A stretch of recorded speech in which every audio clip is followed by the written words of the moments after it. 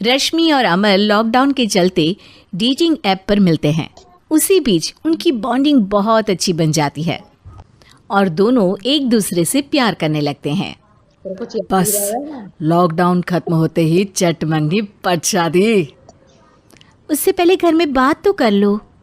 अरे माँ पापा कभी मना नहीं करेंगे। अमर की बात सुन रश्मि खुश हो जाती है।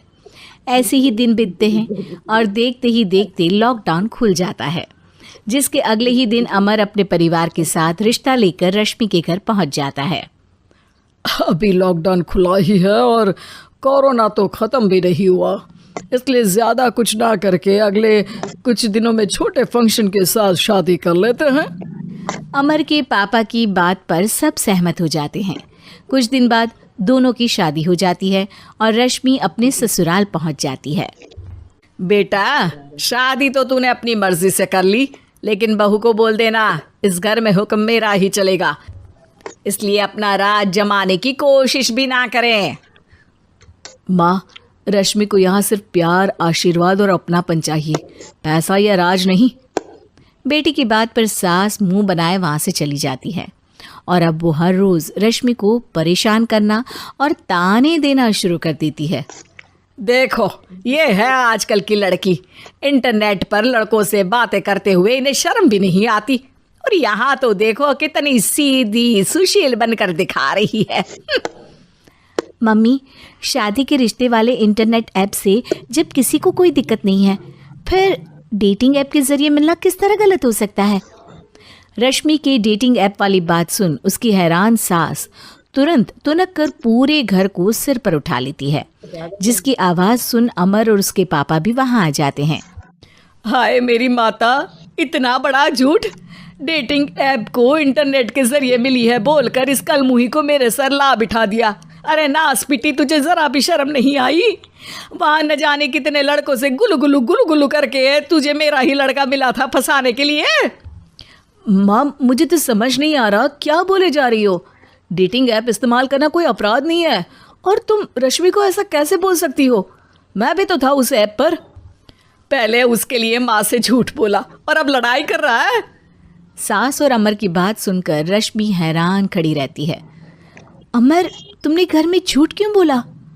ये सब देख रही हो ना, इसी की वजह से झूठ बोलना पड़ा। एक तरफ अमर और रश्मि की ये बात चल रही होती है, वहीं दूसरी तरफ सास का नॉन स्टॉप क्लेश सबको परेशान कर देता है। सब एकदम चुप, जो हुआ सो हुआ, अब मुझे कुछ ना सुनाई दे।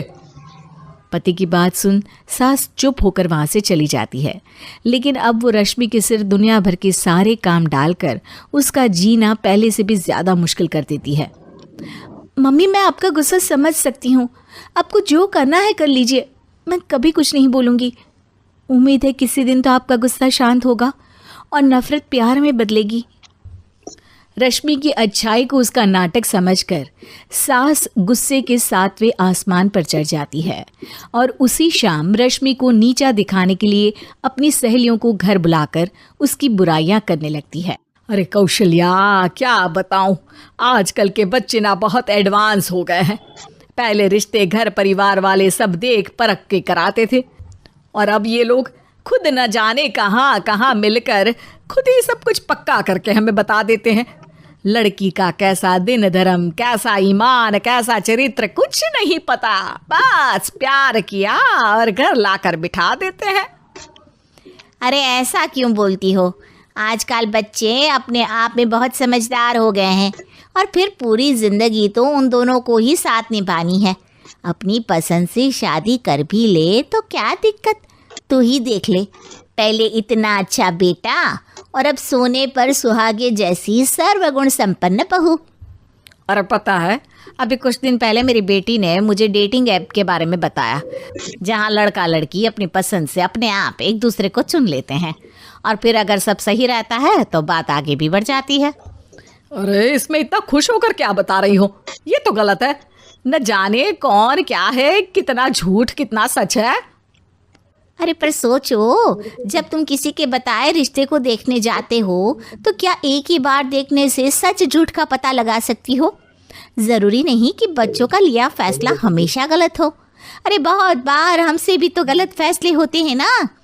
अच्छे बुरे लोग तो हर जगह मिल सकते हैं, फिर इसमें सिर्फ बच्चे ही गलत कैसे? सहेलियों की बात सुन सास सोच में पड़ जाती है और इसी तरह कुछ दिन बीत जाते हैं जिसमें ना तो वो रश्मि को परेशान करती है और ना ही कोई ताना सुनाती है, जिसे देख रश्मि परेशान हो जाती है। मम्मी, आपकी तबीयत तो ठीक है ना? कुछ दिनों से देख रही हूँ आप मुझे कुछ बोलती ही नहीं। तो मेरा परेशान करना ज्यादा अच्छा लगता है क्या? नहीं, आपकी शांति उससे ज्यादा परेशान कर रही है। शांति इसलिए है क्योंकि मुझे एहसास हो गया है कि गलत तुम लोग नहीं, मेरी सोच है। प्यार तो एक सुंदर एहसास और शादी खूबसूरत साथ है। अगर ये साथ सच्चा है तो कहीं पर भी किसी भी तरह जुड़ा हो उससे कोई फर्क नहीं पड़ता। आप कौन है? इतनी अच्छी बातें मेरी पत्नी तो नहीं बोल सकती। क्या आप भी?